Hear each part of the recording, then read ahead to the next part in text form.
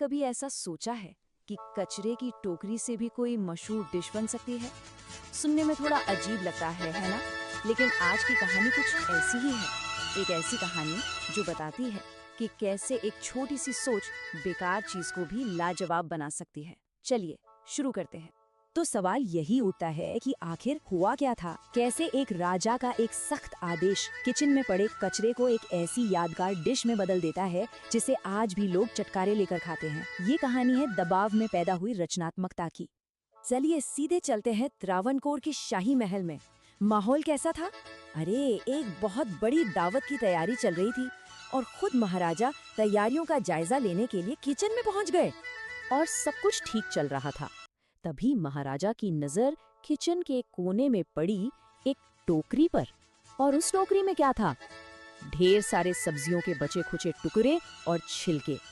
बस यहीं से पूरी कहानी पलट जाती है। अब देखिए, यहीं पर नजरिए का खेल है। जहां बावर्ची को वो सिर्फ फेंकने वाला कूड़ा दिख रहा था, वहीं महाराजा की पारखी नजर ने उसमें भी कुछ देख लिया। मतलब एक ही चीज पर देखने के दो बिल्कुल अलग अलग तरीके। महाराजा ने बड़े ही सख्त लहजे में बावर्ची से पूछा, ये जो सब्जियों के टुकड़े पड़े हैं, इनका क्या करोगे? और फिर हुक्म सुनाया, सुनो, ये कुछ भी बर्बाद नहीं होना चाहिए। कोई तरीका निकालो और इन्हें इस्तेमाल करो। अब ये कोई सलाह नहीं थी, ये एक शाही हुक्म था। अब बेचारा बावर्ची, उसकी तो हालत ही खराब हो गई। महाराजा तो हुक्म देकर चले गए, पर अब वो क्या करे? एक बड़ी मुश्किल में फंस गया था। कचरे से भला क्या बनाया जा सकता है? काफी देर तक तो वो बस उस टोकरी को घूरता ही रहा। दिमाग में न जाने क्या क्या चल रहा होगा। करे तो क्या करे? महाराजा का हुक्म था, टाला भी नहीं जा सकता था। और फिर जैसा अक्सर होता है, जब सारे रास्ते बंद दिखते हैं, तभी दिमाग की बत्ती जली। अचानक उसके मन में एक आइडिया आया, एक शानदार आइडिया। तो क्या था वो आइडिया? चलिए देखते हैं उसने क्या जादू किया। सबसे पहले तो उसने सब्जियों के उन सारे टुकड़ों को उठाया, अच्छे से धोया और फिर उन्हें लंबी लंबी फाकों में काट लिया। फिर एक बड़े से बर्तन में पकने के लिए रख दिया। इसके बाद उसने ताज़ा नारियल, हरी मिर्च और लहसुन का एक बढ़िया सा पेस्ट बनाया और उसे भी पकती सब्जियों में मिला दिया। और आखिर में फेंटा हुआ दही और थोड़ा सा नारियल का तेल। वाह! और ऊपर से सजाने के लिए कुछ करी पत्ते डाल दिए। तो नतीजा क्या हुआ? जो चीज थोड़ी देर पहले कचरा थी, वो अब एक खुशबूदार लजीज डिश बन चुकी थी। है ना कमाल? ये होता है असली इनोवेशन।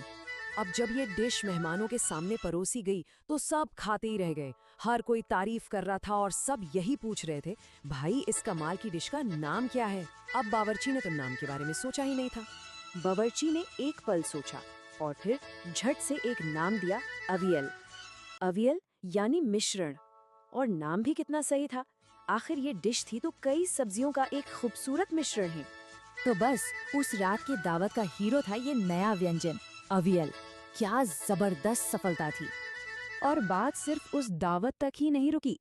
देखते ही देखते अवियल की खुशबू पूरे केरला में फैल गई और फिर तो ये हर जगह मशहूर हो गया। आज हालत ये है कि अवियल केरला की किसी भी पारंपरिक दावत की शान है। मतलब इसके बिना कोई भी बड़ा भोज अधूरा माना जाता है। ये बन गया है नंबर 1 व्यंजनों में से एक। और सबसे हैरत की बात क्या है? जरा सोचिए, ये सब शुरू कहाँ से हुआ था? बस एक कचरे की टोकरी से, जिसे फेंकने की तैयारी थी, उसने इतिहास बना दिया। तो ये कहानी हमें सोचने पर मजबूर करती है ना?